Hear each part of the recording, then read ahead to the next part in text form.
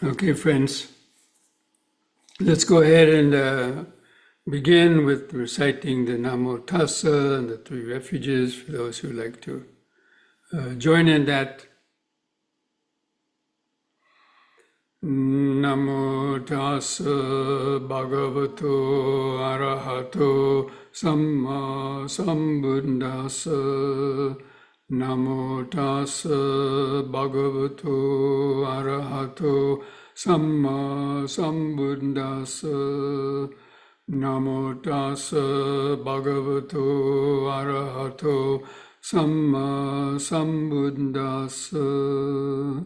Buddhang saranang gacchami, Dhammang saranang gacchami, Sanghang saranang gacchami, Dutiyampi Buddhang saranang gacchami, Dutiyampi Dhammang saranang gacchami, Dutiyampi Sanghang saranang gacchami, Tatiyampi Buddhang saranang gacchami, Tatiyampi Dhammang saranang gacchami, Tatiyampi Sanghang saranang gacchami.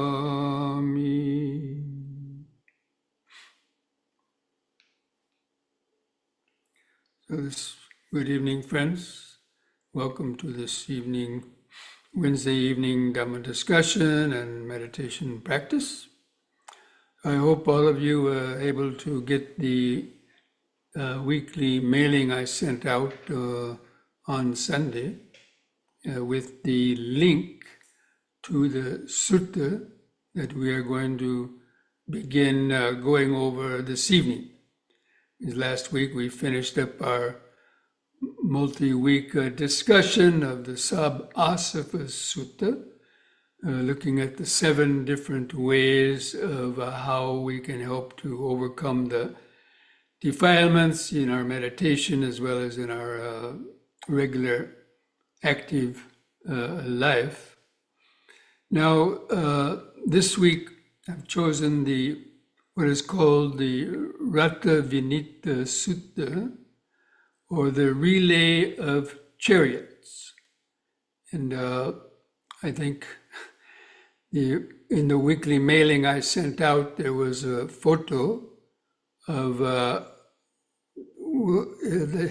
don't think they were actually chariots, they looked like stagecoaches, but 7 stagecoaches. Let's call them chariots, it sounds better. As a depiction, or actually even for Westerners, people born in America, or have watched Westerns, the Pony Express. So, the Pony Express in the old days, in the 1800s, 1900s, to get mail going from place to place, somebody would get on a horse and travel about 20 miles on a horse, or however long it takes to sort of burn the horse out.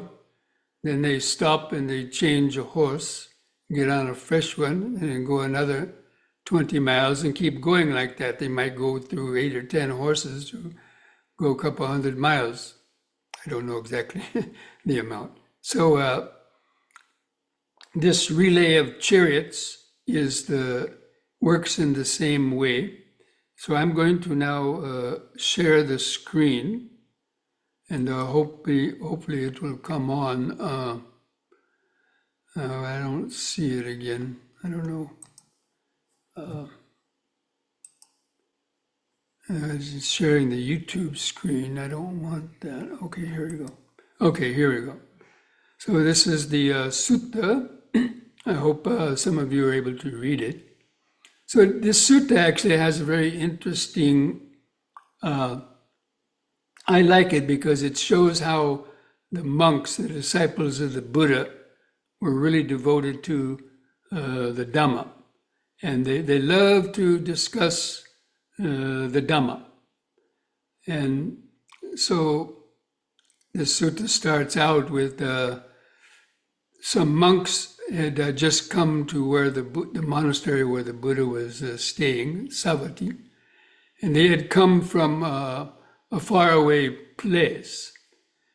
And so the Buddha asked these monks if there was any monk staying in that area who had all these different qualities. Now, I'm not going to read them all. You can read them. But basically, who's learned in the Dhamma and, delights in seclusion and virtuous and knows the Dhamma and can give Dhamma talks. And so these monks then told the Buddha that, yes, there's this monk named Puna, Mantaniputta, and he's like that. He can give great Dhamma talks. He's very secluded. He doesn't like to chit-chat a lot. He's a great meditator. He's attained, high degree, the stages of enlightenment. And so he gives, encourages people in their practice. So now Sariputta, who was the Buddha's chief disciple, was listening to this conversation between the Buddha and these other visiting monks. And he heard about this monk named Punamantaniputta. He didn't know him. Sariputta didn't know this monk named Puna. But he said, wow, this sounds like a great monk. I hope I will be able to meet him sometime. So anyway, the word got out that the Buddha was staying in a certain monastery, and this Punamantan, he wanted to go and visit the Buddha because he had never actually visited the Buddha in person. And so he went to visit the Buddha.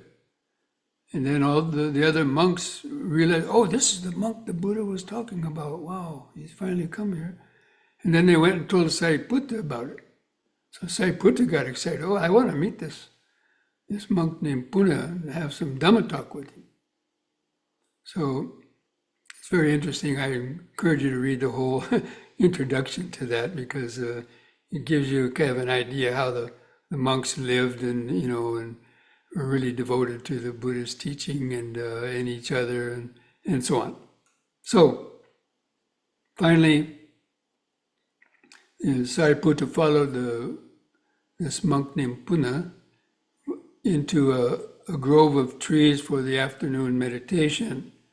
And then in the evening, he went to meet that monk and exchanged names. Now, Venerable Puna didn't know who Sariputta was. And Sariputta, had just learned about this Venerable Puna.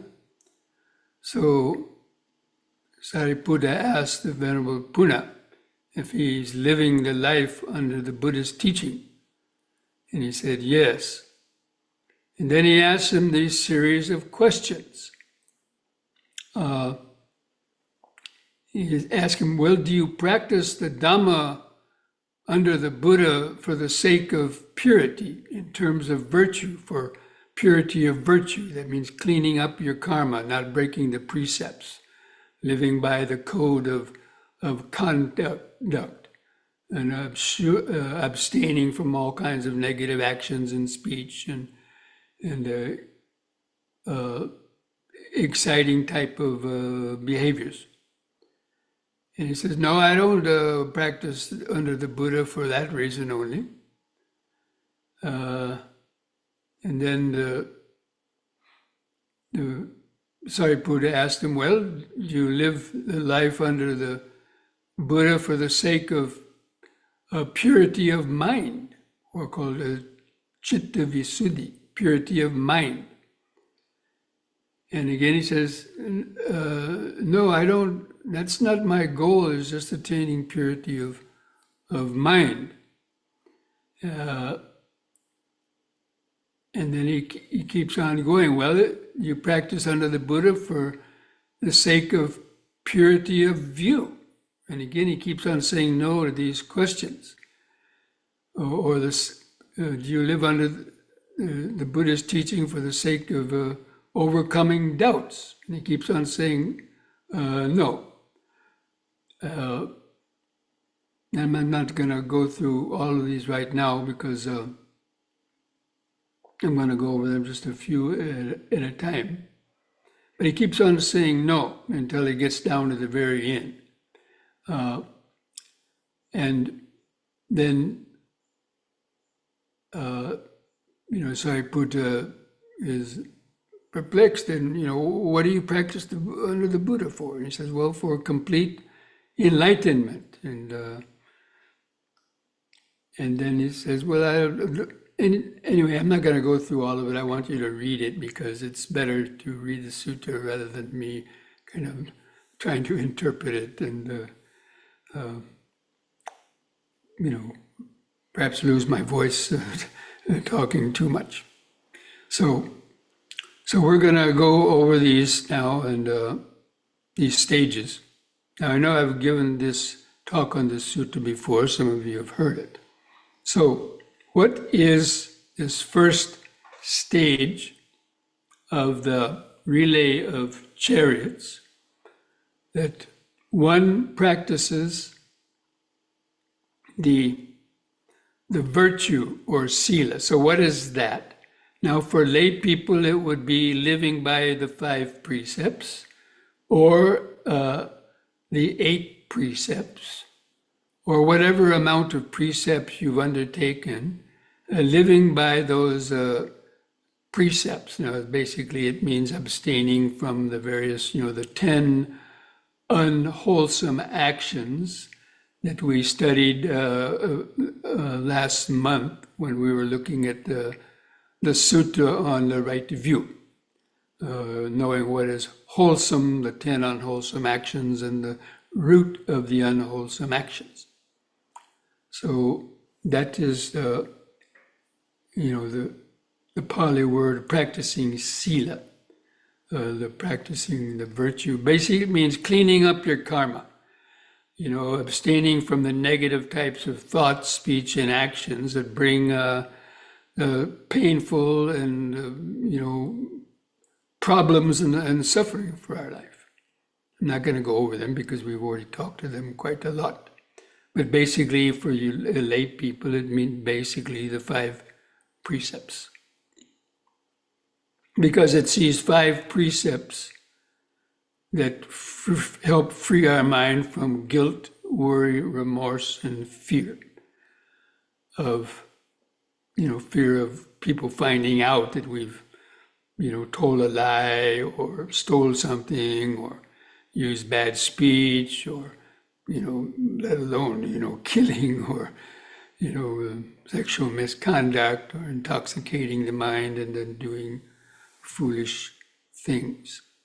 So this is considered to be a requisite before being able to meditate, because if one has not at least tried to practice the 5 precepts to a certain extent, maybe not totally purified them, but practice them enough where you're reducing the number of times that you might break any of the precepts, or especially the 5 precepts. A lot of people are able to follow them quite well. And then when they sit down to meditate, they don't have that kind of guilt, worry, remorse, and fear of people finding out what they've done, or even in their own mind, knowing that it wasn't good, but because of you couldn't control your mind, you wound up doing these things, and then you blame yourself, and that creates distractions in the mind. So the practice of virtue is in order to create the conditions so that we'll be able to reach the second stage, which is concentration, or the purity of mind. Because again, it's the 5 hindrances that prevent the mind from attaining concentration, and especially like the jhana or even access concentration. So purity of mind is said to be attaining where the five hindrances have subsided. That's called purity of mind. It's when the five hindrances have subsided through the practice of mindfulness and concentration. And we'll go into why that is important. So the attainment of virtue is for the purpose of reaching the concentration.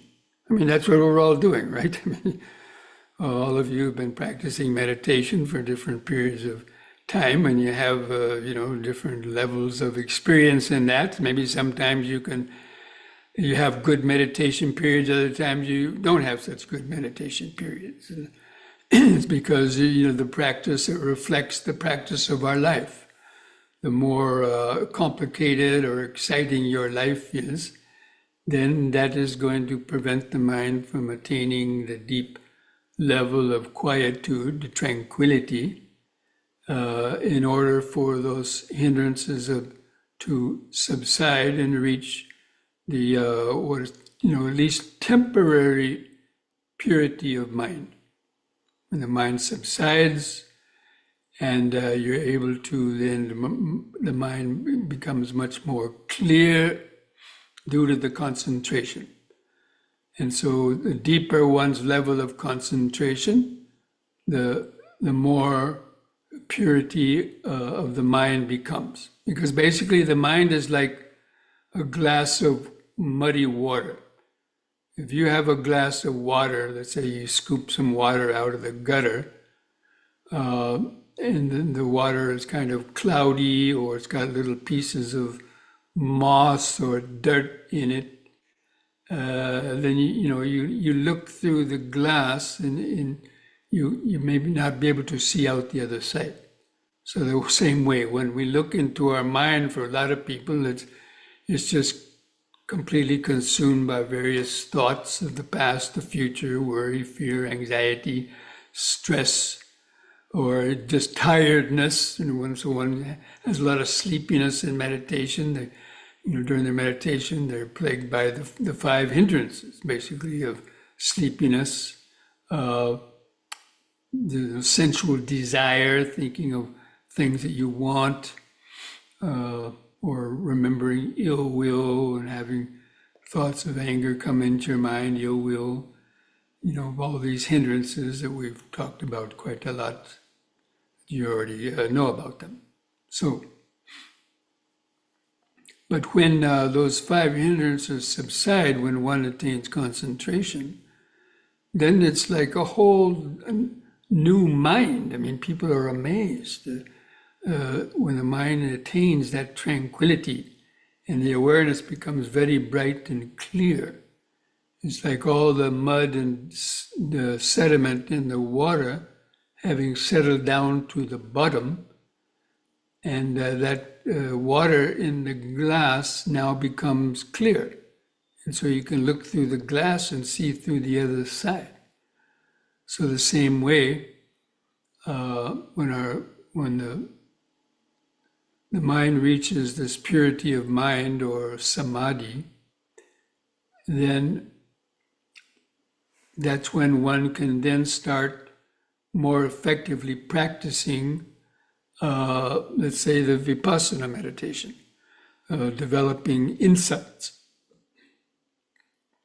So, but even this purity of mind is not, the goal of the teaching under the Buddha. Now, for some other people, that might be enough. A lot of people say, "Oh, that's enough for me.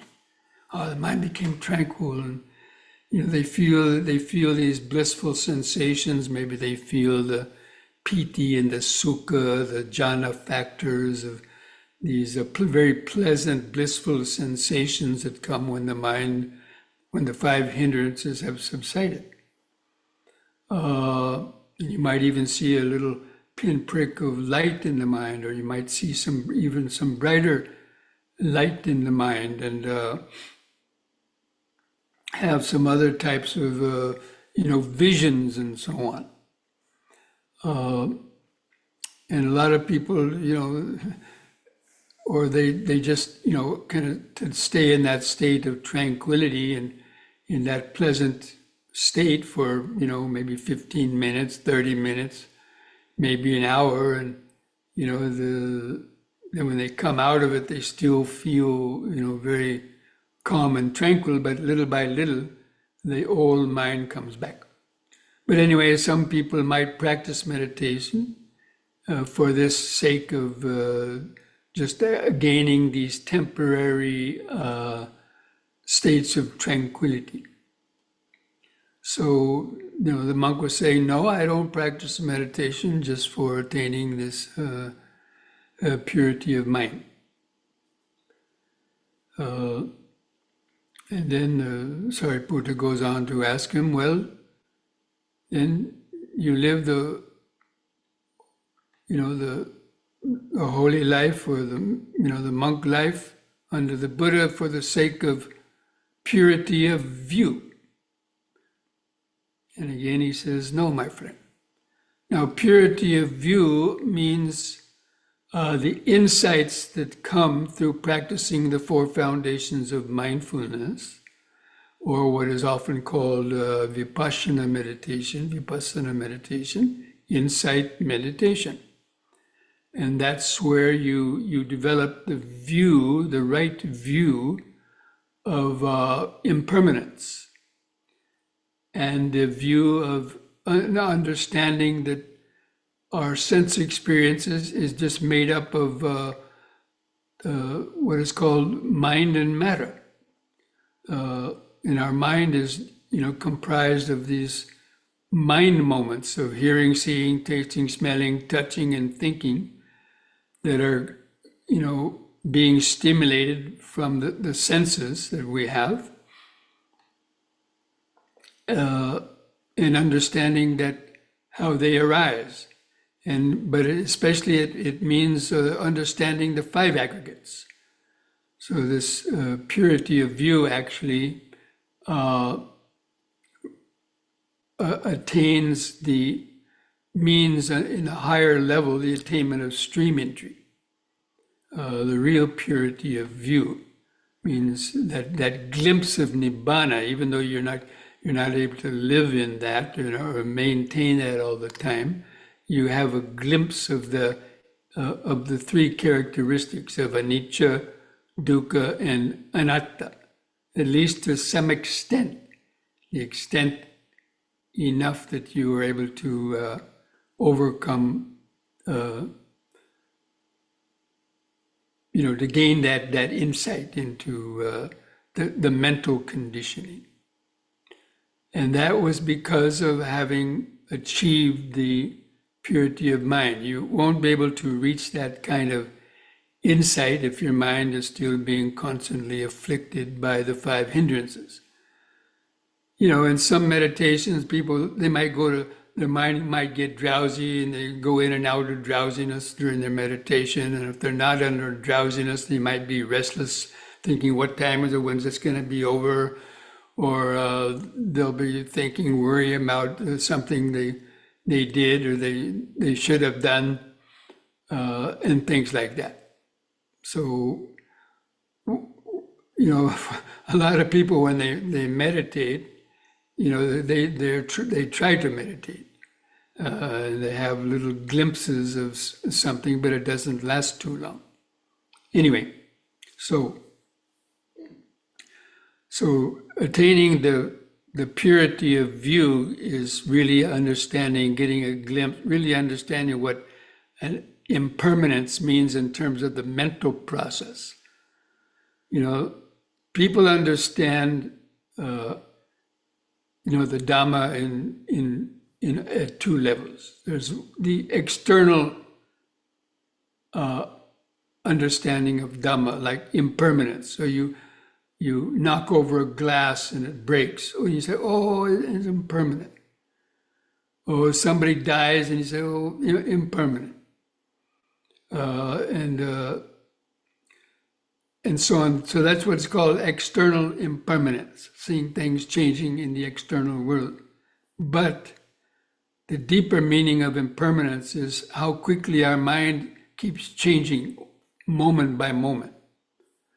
And that only comes when the mind has gained concentration, and you're able to see more clearly that process of impermanence. And also you start to understand about how it's all undergoing through conditioning and so on.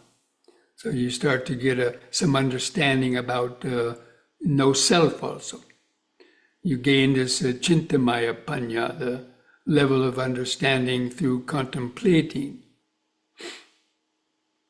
So even that purity of view, gaining insights, it's sort of like insights are like aha moments. You're meditating and something happens in your mind and that's the meaning of that. That's what clinging is, or that's what, impermanence. You understand something a little bit deeper than what you might have understood when your mind is, has more hindrances in it. So little by little, you're gaining the purity of view. You're understanding more than just the intellectual level. You're understanding through this sort of initial levels of meditation, and you're learning. Doubts in the mind, because that view is still kind of weak. And it's not there all the time. And so it means that one hasn't overcome stream entry yet. A lot of people can have purity of view even without attaining stream entry, but it's not the deepest level of purity of view. It's kind of just the beginning level of gaining. It's more than just the intellectual understanding. It's by observing life around you and how things are working and how the law of karma is working and how the habits and so on are working in the mind and all that. So even this monk Puna is not practicing just to overcoming doubts. So I'm going to actually stop here now at this, stop going over the sutta, and I want to open it up and see if, because I don't want to go too far, the next ones that take a little bit more, a little bit of more understanding, meditation understanding. So I'm going to stop the going over this sutta now, sharing the sutta, and I want to open it up to some questions about any of these first four stages of the relay of chariots. So I'm going to stop sharing. And okay, now I see there's a chat, something in the chat box. Let's looking after that. Let's look at that.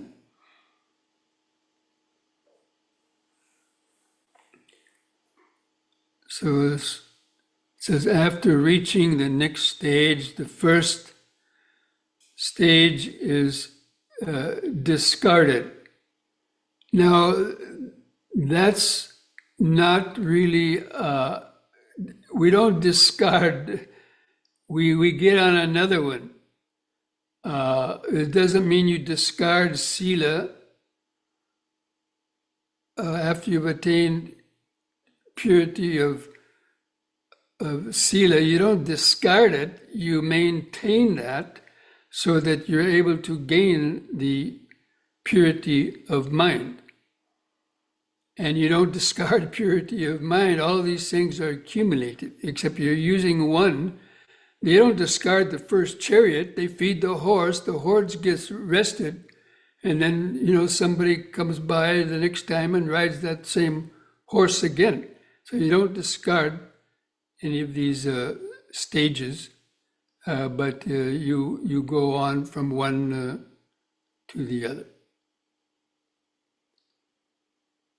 So you haven't reached the other shore until you reach that seventh one that we haven't gone over yet. So we're not discarding the raft. Just like the simile of the raft, he's mentioning that simile of the raft. We've talked about that before.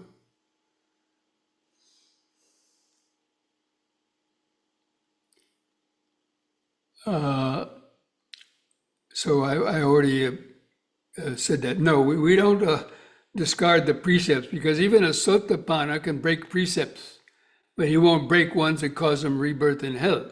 But they can still break some of the more minor precepts and things like that.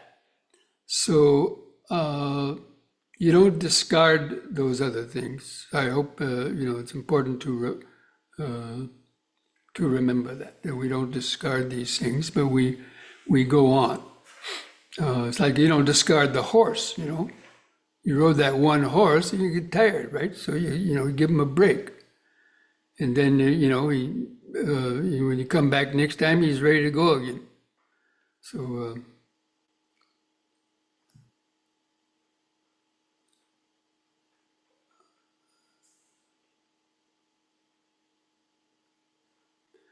okay, this next question in the chat. Do you recommend regular daily reflection on our sila? Well, yes, but at the end of each day, it's good to reflect on it, to see if you might have, sort of broken a precept. Maybe you use some rough language to somebody due to the mindfulness, a slip in your mindfulness, or you might have told a small little, lie or something for some reason, or you might have killed some insect in the house or something. So you reflect on that, and you try to determine not to keep repeating it. So we are going to break. People do break the precepts because they haven't reached that level of totally uprooting the defilements. So our meditation practice can help us minimize and to be aware of our urges and the intentions that arise, but sometimes we may slip up. So yes, the daily recollection on the sila. Not only that, there's 5 daily recollections that the Buddha recommended monks as well as lay people should reflect on every day. And that is, I am of the nature to get sick. This body has not gone beyond sickness. I am of the nature to get diseased. I have not gone beyond getting diseases. And I am of the nature to die. I have not yet gone beyond death. And then the 4th one is, everything dear and delightful to me will change and vanish. So it's a reflection on impermanence. That what we have now, whether it's health or whether it's good friends or it's money or good position, good job, all that can change very quickly. And so to not let your life be broken because of the nature of impermanence. So reflecting on that. And then the last one is I'm the owner of my karma, born from my karma, live, abide, supported by my karma. Whatever I do, good or bad, I'll be the heir of that. So yes, a daily reflection on the sila, or even not only daily, but That's what even the M&Ms, learning how to do the M&M, stopping every hour. And during that minute, stopping for 1 minute every hour, you can reflect, what did I do in that last hour? Did I, break any precept then? And if you did, there and then, don't wait till the evening, there and then say, okay, let me not do that again. So yes, the reflection on the sila is a good thing to always be doing. I mean, especially if you know that, your, your sila needs work, and it does for most people until they reach quite a high level. But it's not just following the sila. You understand the importance of following the sila because of the worry, guilt, remorse, and fear. Somebody's going to find out. Somebody's going to blame you. Somebody's going to not trust you. You told a lie, or even worse. We can reflect back on the things we've done even in the past and all the consequences of our actions. They almost all the time they come back to cause us some problem. So do you want to keep being harassed by that, or the practice of sila is to become free from that? That's the importance. So the reflection, the daily reflection, yes, is good.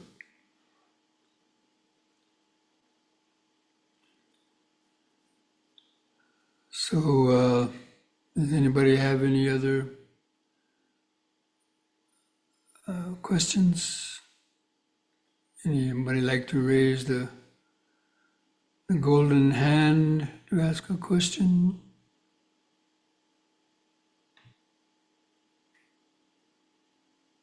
Don't be shy.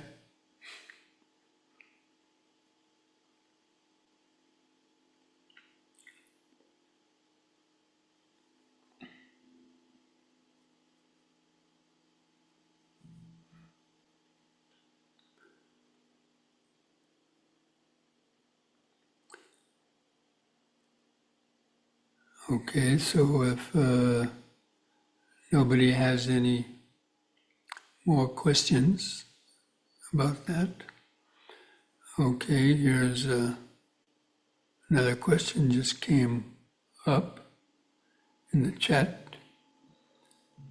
Cleaning our karma is a big task.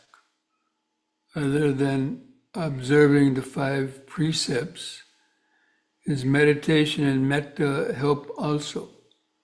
Are there any other things we can do? Well, exactly what I was talking about the last couple of weeks in the Sabasava Sutta, those 7 ways of living, including the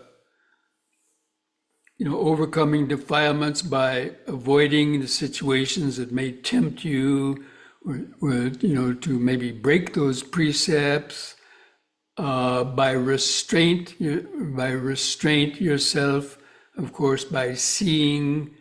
So, yeah, all those 7 ways that we just have been discussing in the last about 2 or 3 weeks, the Sabasava Sutta, I would say, get that, go back to that sutta and read it, because those are really the way to overcoming all the defilements. But without practicing mindfulness and practicing meditation, then it's harder to check ourselves, because the mindfulness is important, because it helps you to see, okay, there's this thought to tell a lie, then you have to reflect on it. Okay, it may not be a big thing, but then, it's like if you give the mind an inch, it might take 2 inches, then 3 inches. And then, it might go on to bigger things. So it's, it's checking, having the mindfulness to see the urges that arise for, breaking any of those kind of precepts, the urge to maybe squash an insect that's in your sink at home. Instead, develop metta, maybe catch it in a little cup or something and take it outside. Little things like that can, help make you feel a little bit better than just taking the easy way out. We like to take the easy way out by, breaking the precepts for things that we have these, habits around. But then they go to causing us, restlessness and those other types of, problems. So I would recommend going back and rereading the Sabhasava Sutta. And okay. So friends, there's no other questions. We can take a few minutes break and come back, do some yoga stretching and then our meditation. Okay? I will see you back in a few minutes.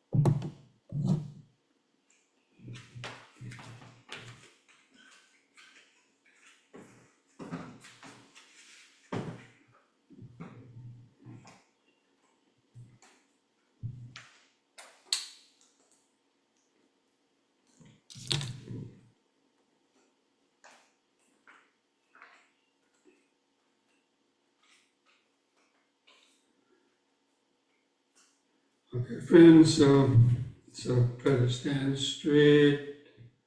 Relax your shoulders and arms at the sides. Just gently close your eyes. Just feel your feet pressing the floor.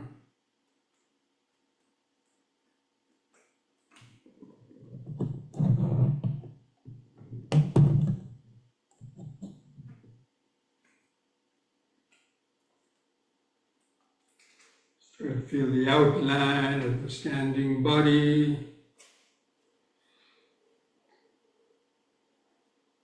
Feel the sense of your head on top, arms at the sides. Feel the clothing touching the skin. Feel the feet pressing the floor.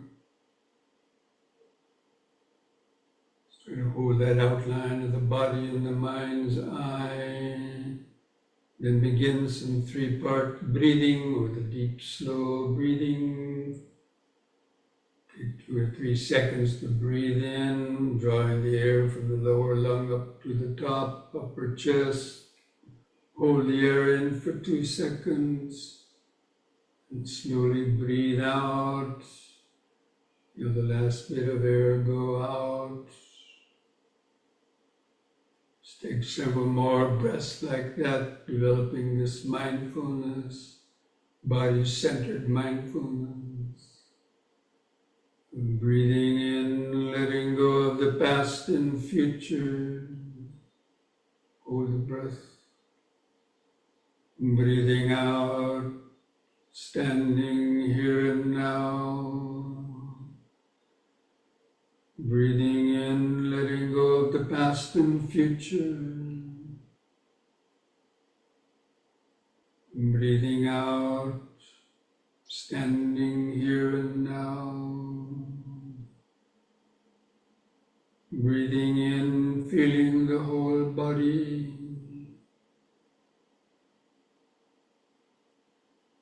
And breathing out, feeling the whole body. Now we're going to combine this breathing with these movements, repeating each of the exercises, movements 3 times, coordinating the movements with the breathing. So on the next in-breath, raise the arms over the head, interlock your fingers, turn the palms up, straighten your arms, stretch your head back, stretch up. Release your fingers, and the out-breath, arms back to the sides. Feel the air go out as the arms come down. Again, in-breath. Stretch up, bend back a little bit. Feel the arch in the spine. Feel the sensation. Out-breath. Feel the air go out as the arms come down. Once more, in. Stretch up, bend back a little more, hold it a little longer.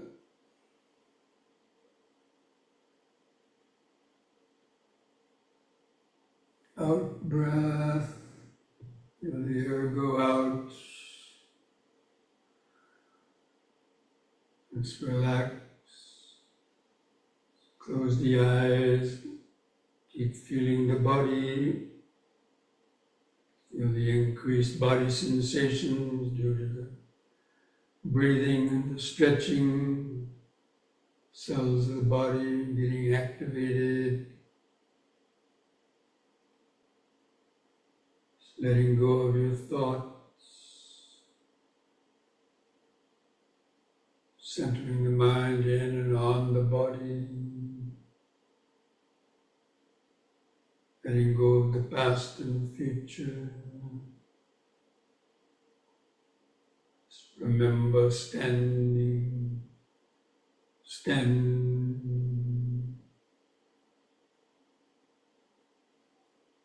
standing.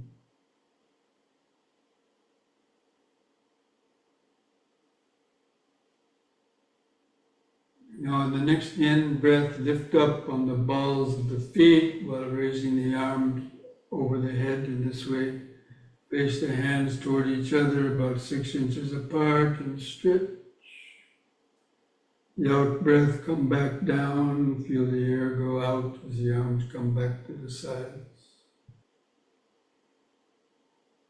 And use the in breath to help lift up the body, like blowing up a helium balloon. The body rises up.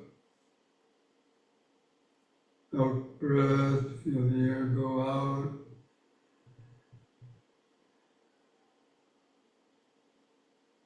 Once more, in, stretch, out.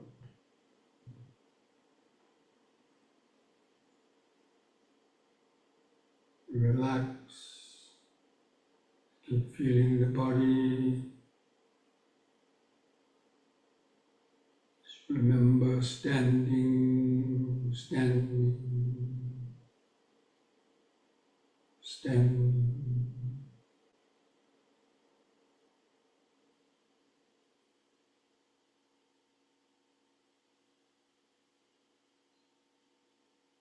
So let your thoughts come and go in the back of the mind. The outline of the body, the sensations, in the front of the awareness.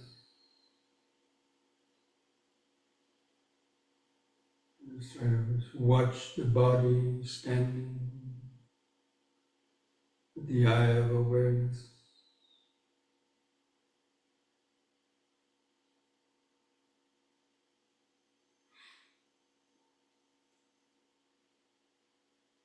Okay, next we'll do side bending using one arm at a time. So on the next in breath, raise your left arm up. Try to keep your fingers and arms straight close to your head. And on the out breath, bend over the right side as far as you comfortably can. Try to lay the arm on the side of the head. Keep the fingers straight. In breath, lift up.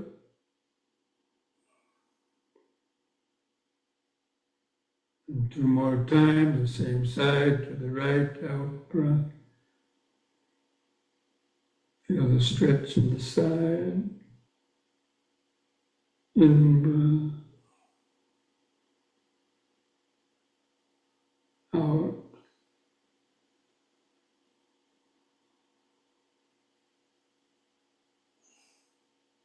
In. On the out breath, lower the arm. Feel the air go out.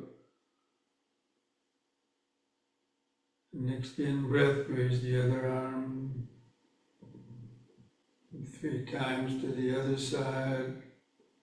And keep the arm and fingers straight.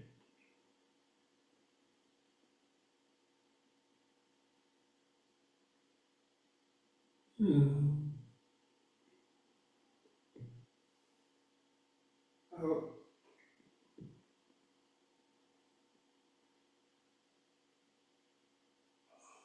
In.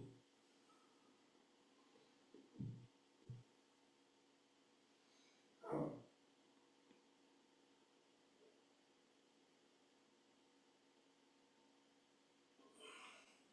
In. The out breath, lower the arm.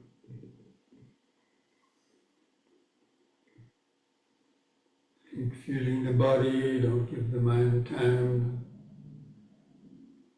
Carried away in other thoughts.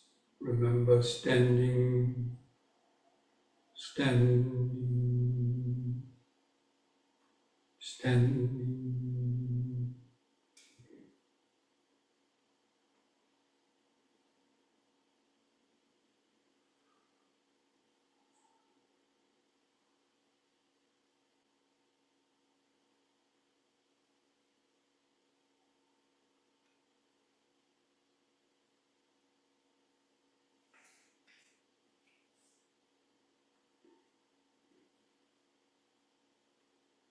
Next we'll do the squatting or knee bending. Again, on the in-breath, lift up on the balls of the feet and lift the arms up front for balance. And on the out-breath, bend the knees and lower down, balancing on the balls of the feet. You come down into squatting position. And take a deep breath, feel the muscles in the legs pushing the body up.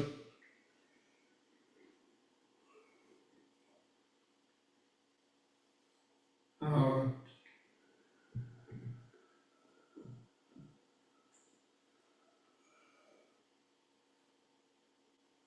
In.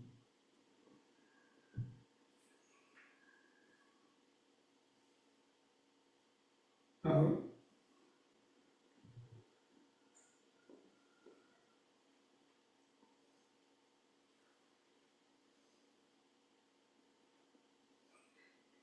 In.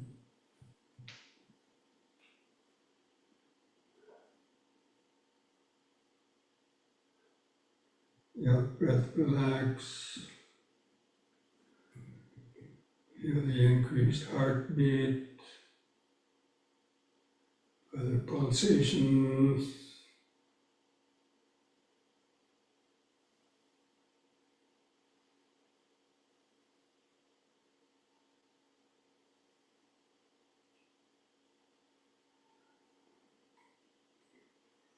Feel the clothing touching the outer skin.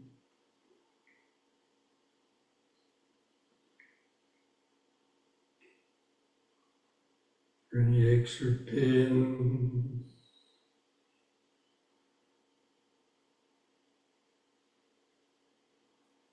This present moment, body-centered awareness.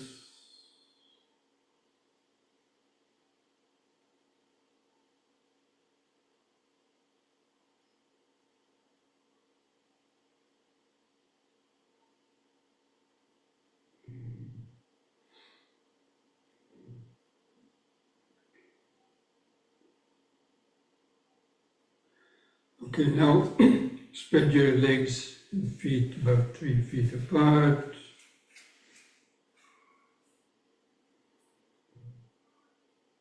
Holding the arms out to the sides. We're going to do twisting, spinal twisting from right to left. Breathe in. On the out breath, twist to the right. Keep your eyes focused on the hand going back. Let the feet turn a little bit. In breath, come back to the front. Let the feet turn with the body as you twist to the other side, the out breath.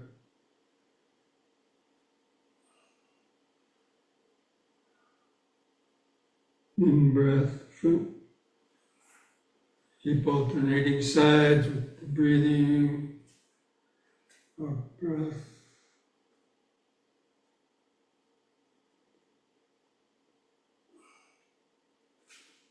In.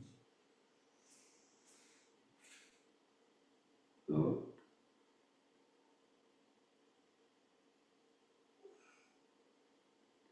In. Once more to each side.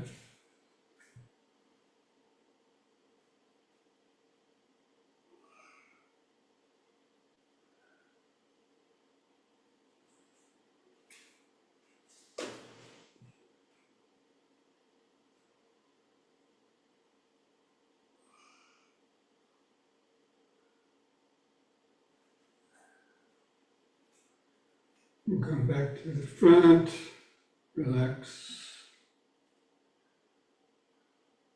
Feel the sensations in your shoulders.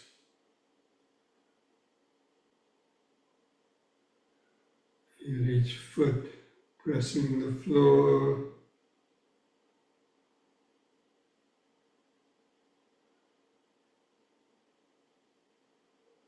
Feel the sensation of the legs spread apart. Clothing touching the skin of the leg.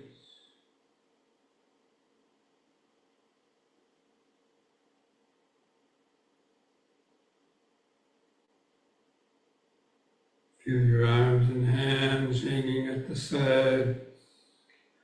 Feel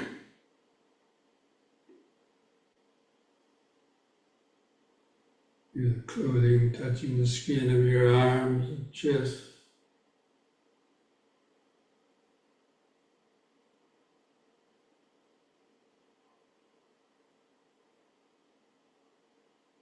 Try to feel that outline of the body.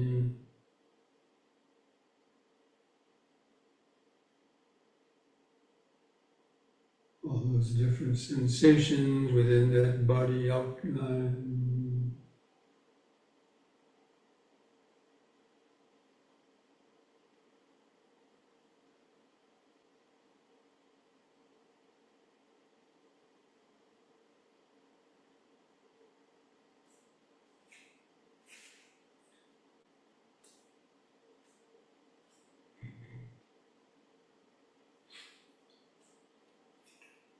Next we'll do alternate toe touching, holding the arms out to the sides. Then breathe in. On the out breath, bring the left arm across and over to touch your right leg, below the knee, as far down as you can reach. And keep the other arm over your head. And look up at the palm of the hand over the head. You come up on the in-breath. And then go to the other side. Right hand to the left leg or foot as far down as you can reach. Keep the other hand over the head. Come up, in-breath. Keep alternating sides like that. Try to stretch a little bit further each time.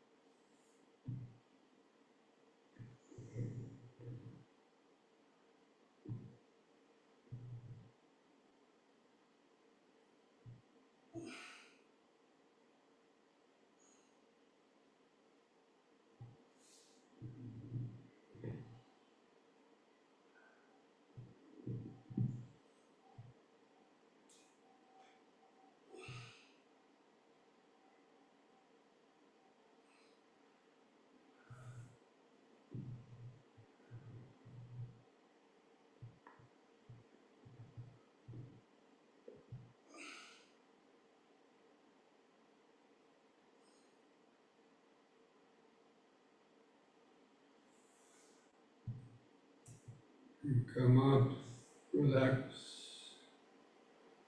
Feel the whole body vibrating, pulsating.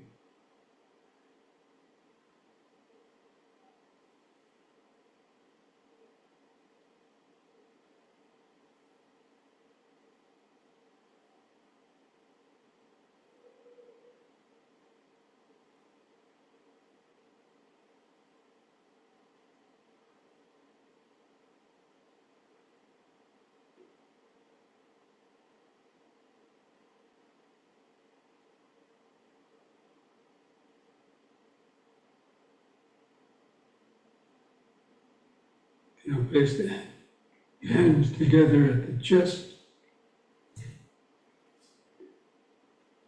The in-breath, hands over the head. Out-breath, hands to the chest, bend the knees, lower down. And keep the back upright. And stretch the knees and hips. In-breath, push up, hands over the head. Second time, try to come down a little more.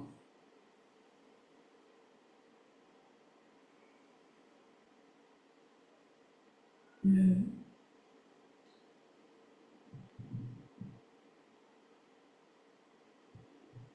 Out.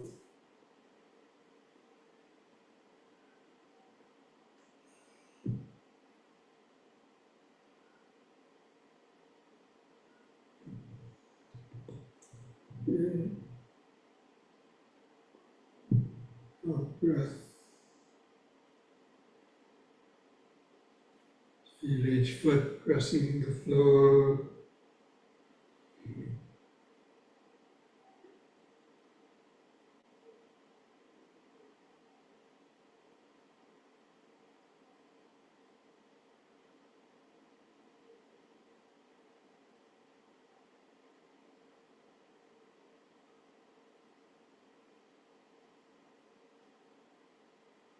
Feel those organic life force vibrations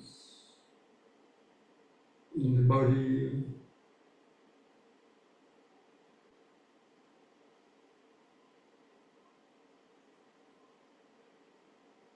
Breathing, heart beating, blood pulsing, itchy, prickly sensation, clothing touching the skin,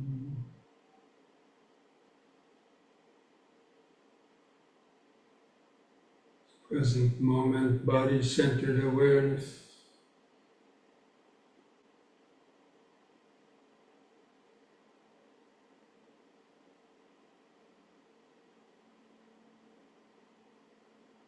Now bring your legs and feet back closer together, stand straight.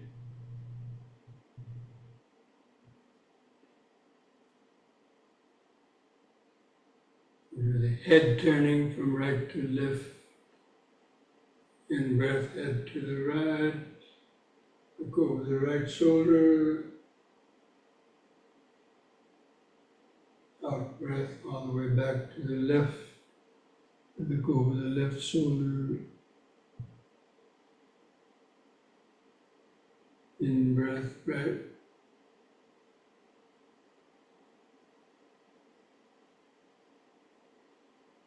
Out left.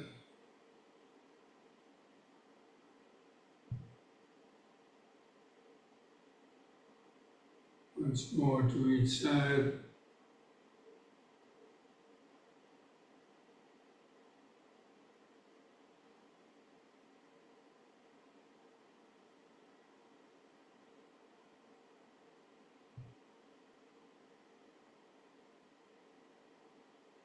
Let the head stop in the middle. Feel the whole body.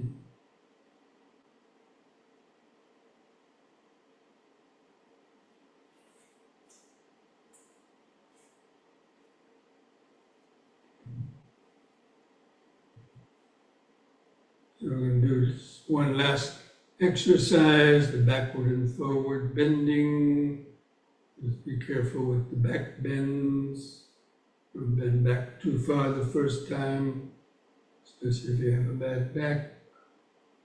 So turn the palms facing outwards and touch your little fingers together. On an in-breath, raise the hands up level with your eyes. And spread the arms out to the side as you bend back on the out breath. Look up at the ceiling. Breathe in. Carefully lift up. Keep the arms out at the sides, and on the out breath, lower the arms and hands downward. Bend forward, downward. Try to keep the legs straight. Get the little bones in the lower spine stretch out. Begin lifting up. Turn the palms outward, in breath. Out breath, bend back.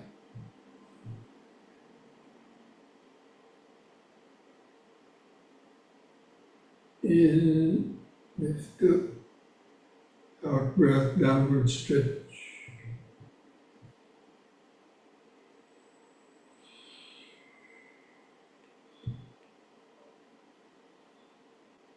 Once more.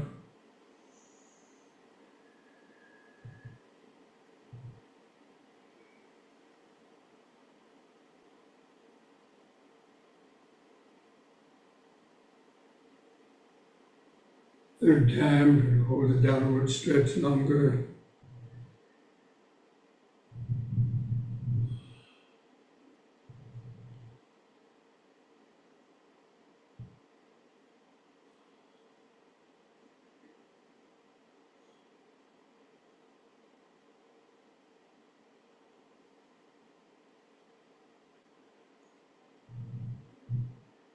And lift up. In breath, bring the hands together at the chest. Out breath, hands to the sides. Feel the whole body.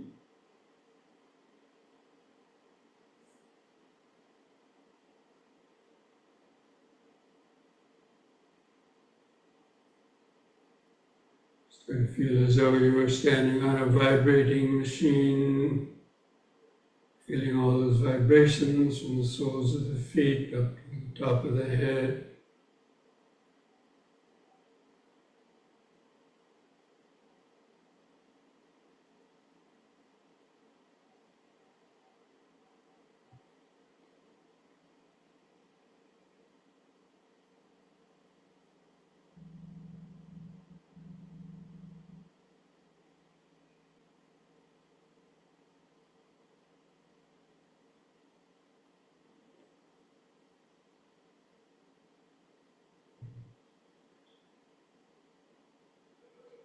Okay, so now let's mindfully come back to our seats. Get ready for the sitting meditation.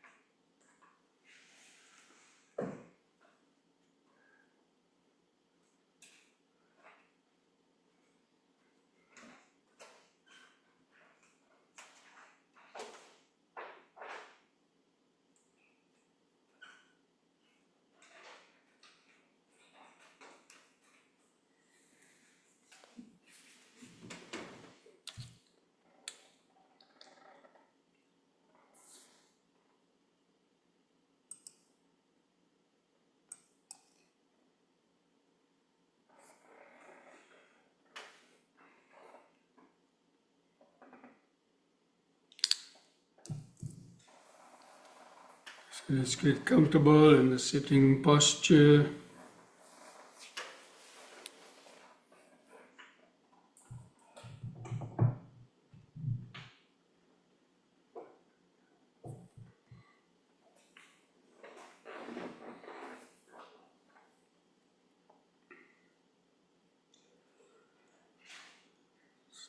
Align the back of your head and spine in a straight line. Keep your chin lifted up, level with the floor. Just gently close your eyes. Start to feel the outline of the sitting posture. Feel your head balanced on top.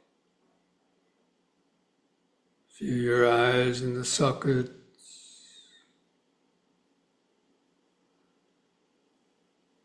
And feel your arms and hands at the sides where your hands touch together or touch your legs.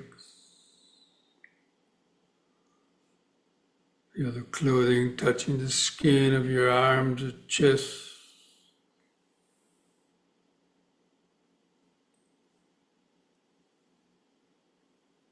Feel the natural inward curve of the lower lumbar spine.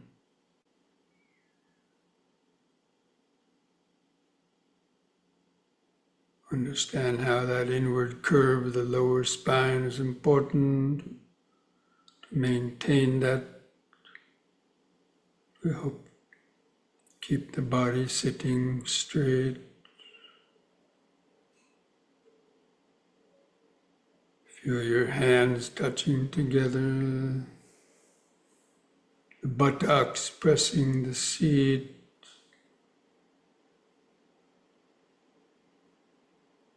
Feel the way your legs are bent and the feet tucked underneath. Feel where the feet touch the floor.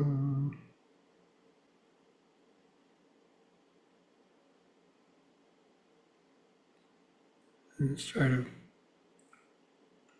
hold that outline of the body in the mind's eye.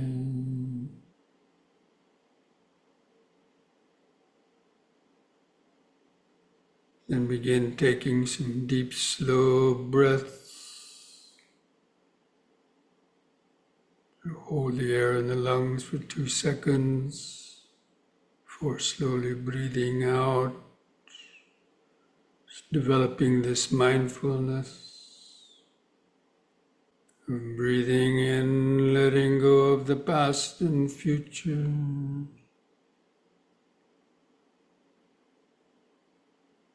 Breathing out, sitting here and now.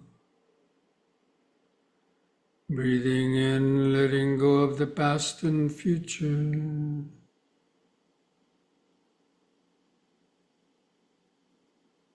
Breathing out, sitting here and now. Breathing in, feeling the whole body.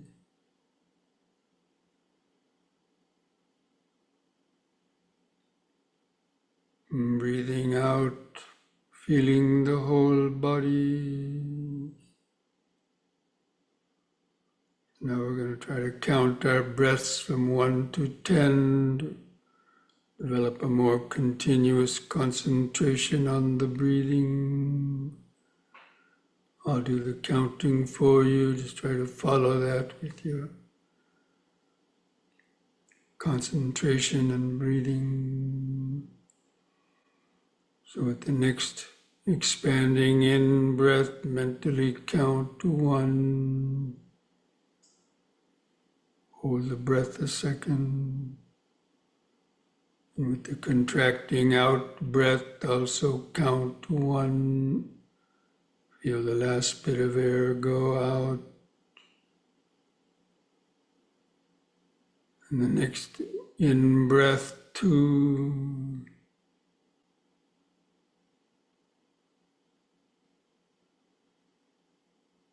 Out breath, 2.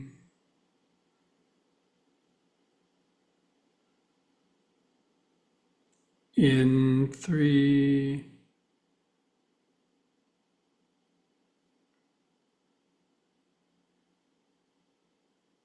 Out 3.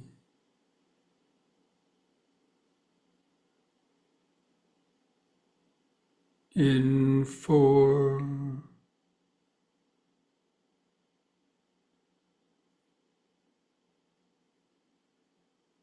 Out 4.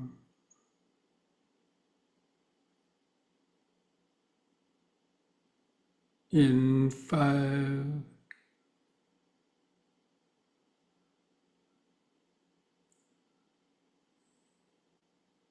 Out 5.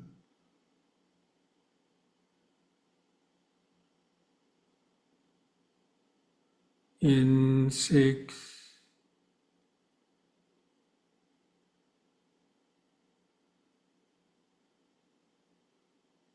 Out 6.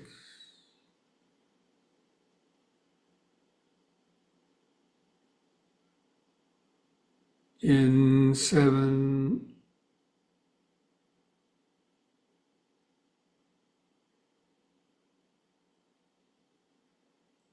Out 7.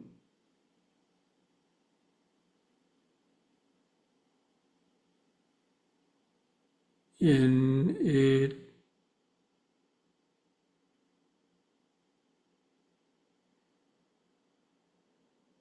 out 8,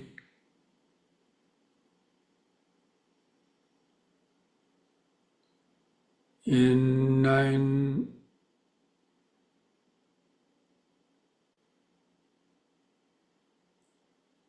out 9,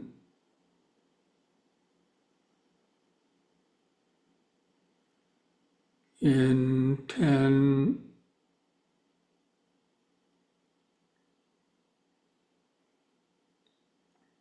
out 10. As the breath goes out, don't try to control it any longer. Just let the breath come back in under its own power. Continue to feel it, to observe it. Keep your attention focused in the center of the body. Feel the residual expanding and contracting sensations. Especially try to feel where the clothing rubs against the skin of your abdomen, stomach, rib cage, or chest as it expands and contracts. Or you might feel the air moving through the nostrils.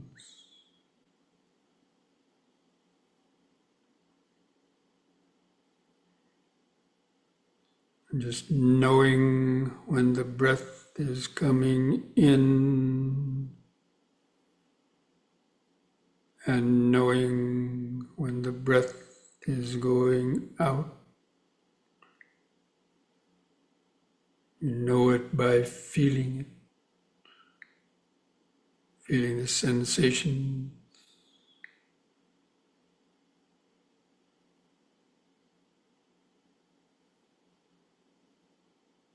Just letting go of your thought.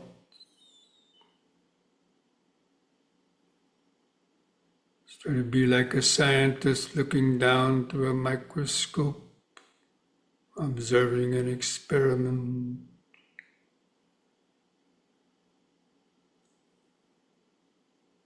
This process of breathing in this body.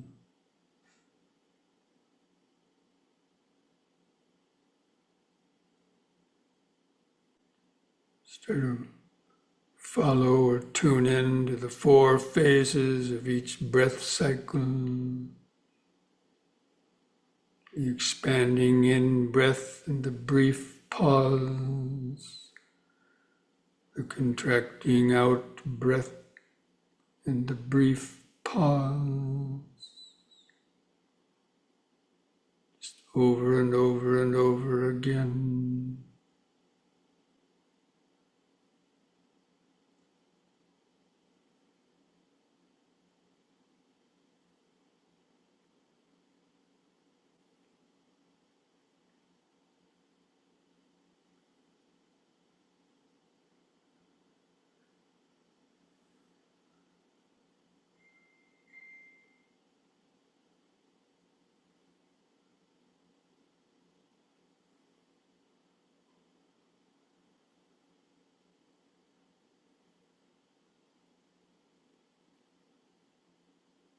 You can make these brief mental reminders to remember the present moment. In, sitting, out, sitting,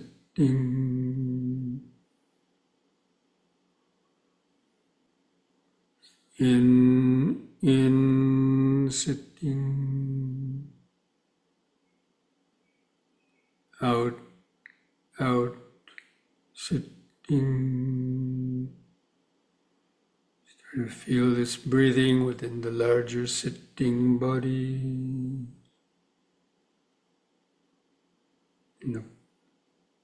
During those brief pauses between the breaths, check the posture. Keep the chin lifted up level with the floor. Maintain the inward curve of the lower spine.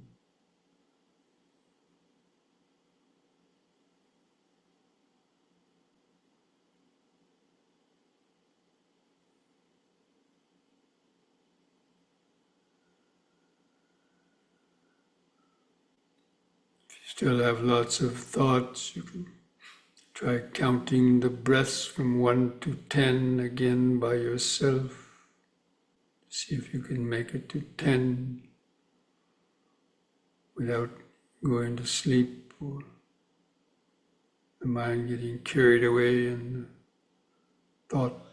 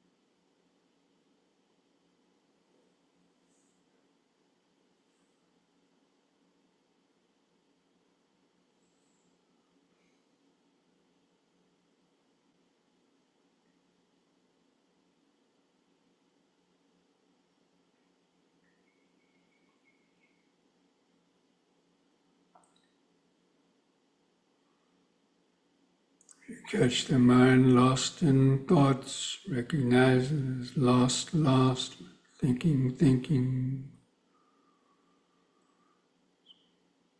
Come back to your counting, just come back to in, sitting, out, sitting.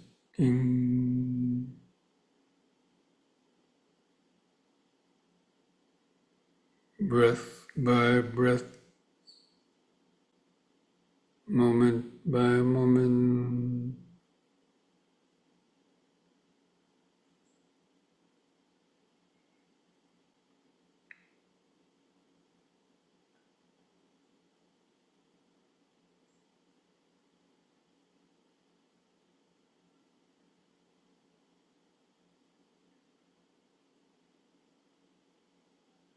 Developing mindfulness and concentration. Concentration is the ability to continually remember that you're breathing, feeling the breathing, the mindfulness is the alertness. The mind starts thinking, other distractions. Mindfulness helps you to come back to the concentration.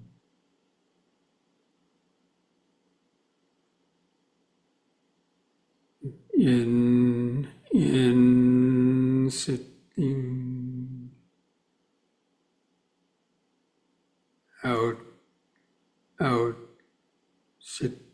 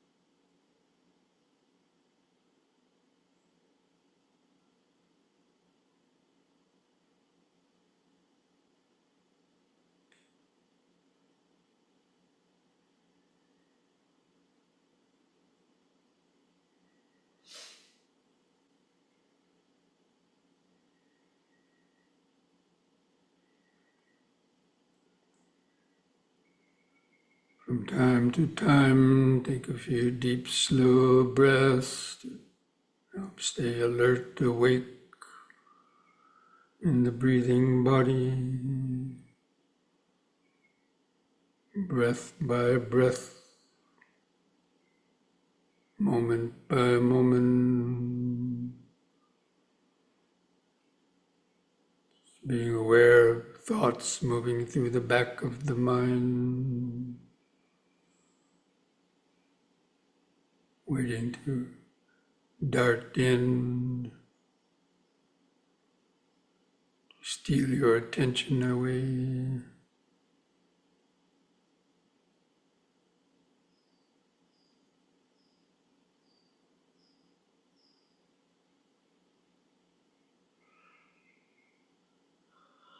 As the mind relaxes, try to feel more and more subtle sensations in the breathing body.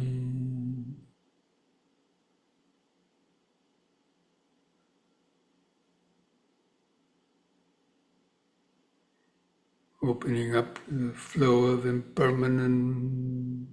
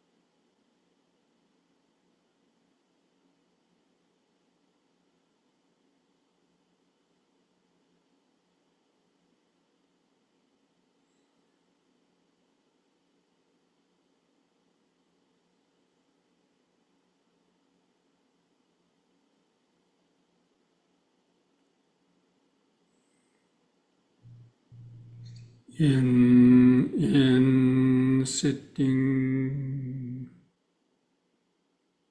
out, out, sitting.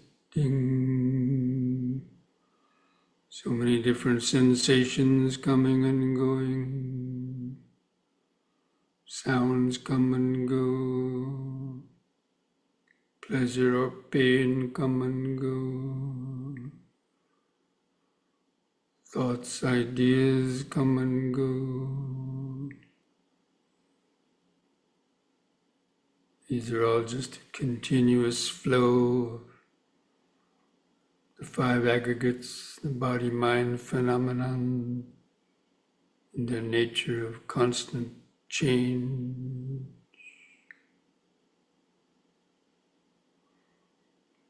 They're all just coming and going through this expanded space of awareness.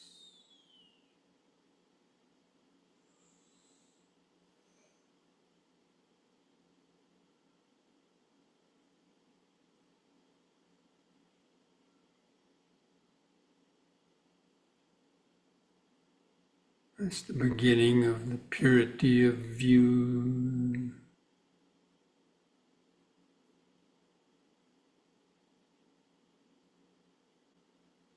Due to the hindrances getting weaker, the mind becomes more clear, less ego-dominated thoughts. The mind naturally expands in awareness.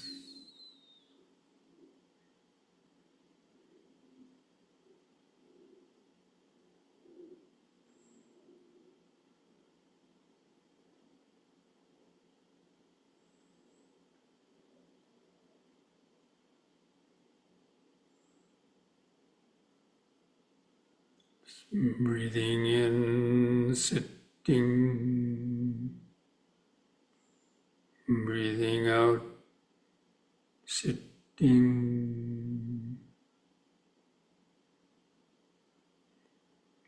If you have a good awareness, things coming and going, just try to become like an empty house with nobody home to answer the call, knocking on the doors and windows.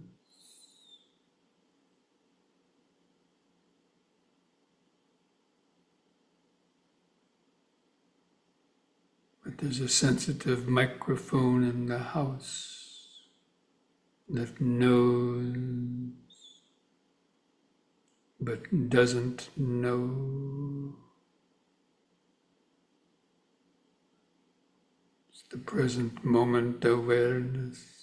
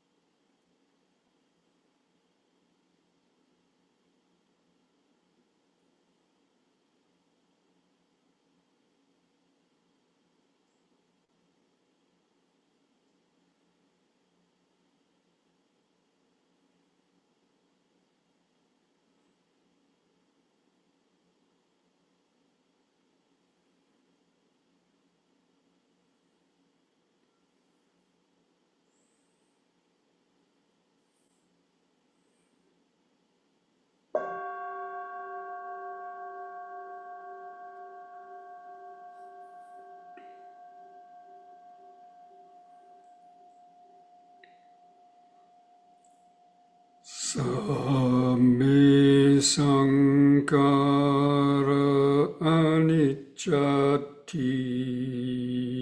yada panyaya pasati atanibindati dukhi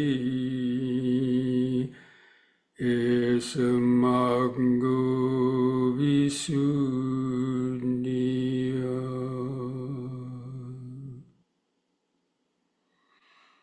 All conditioned things, the five aggregates of this body, mind, and world are impermanent. They arise only to briefly last, then vanish. When one sees this with the eye of wisdom, one becomes disenchanted with suffering. This is the path to freedom. Thus spoke the Buddha.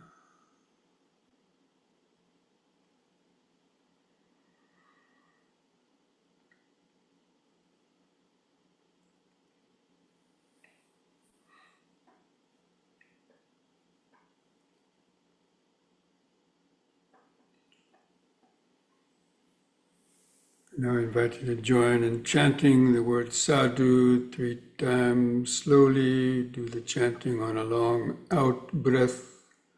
Feel those vibrations in the body and mind. So take a deep breath.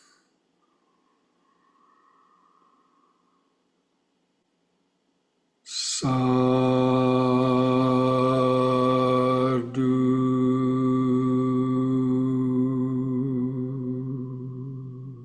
Breathe. Sadhu.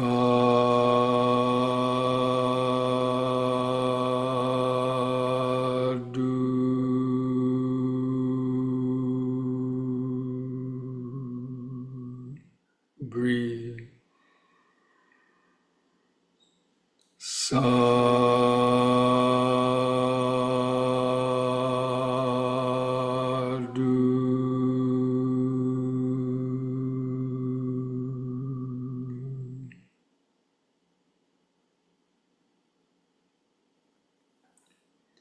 Now place your hands at the edge of your knees.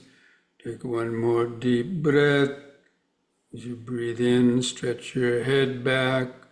Pull the hands against your knees to arch your spine. Let out the breath. On the in-breath, lift the head up, and on the out-breath, press the chin to the top of the chest.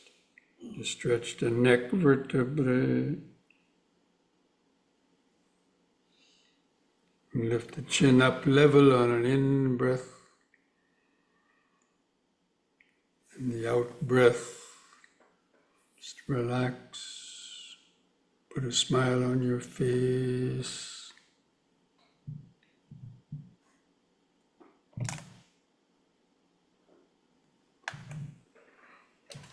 Okay, friends, so this brings our evening Dhamma discussion and meditation practice to an end.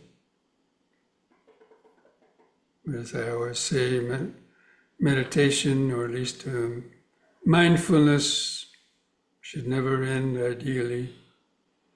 And that means by practicing the M&M, stopping every hour during the day, stop for 1 minute, let go of that rush to the future or past, come back to the present moment of the body.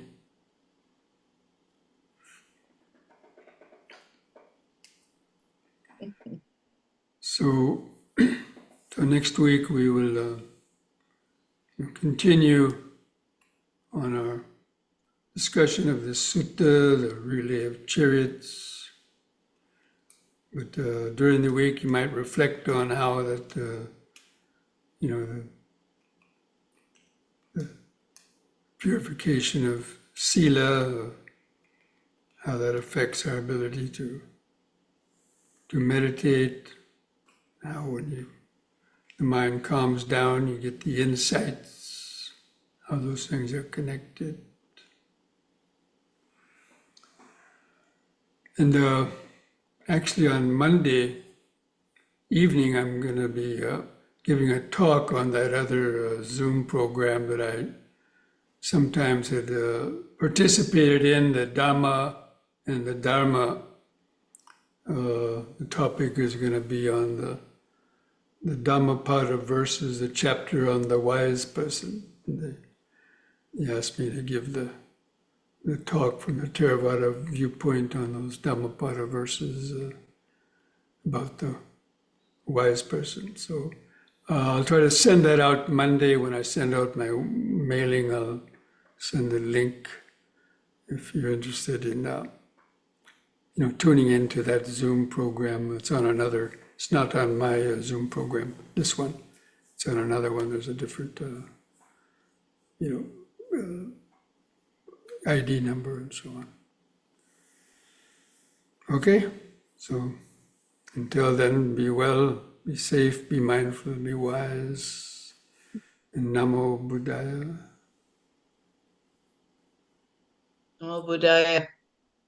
Buddhaya. Thank you, Bhante. Namo Buddhaya, Bhante. Namo Buddhaya. Buddhaya being that present moment awareness that's always there.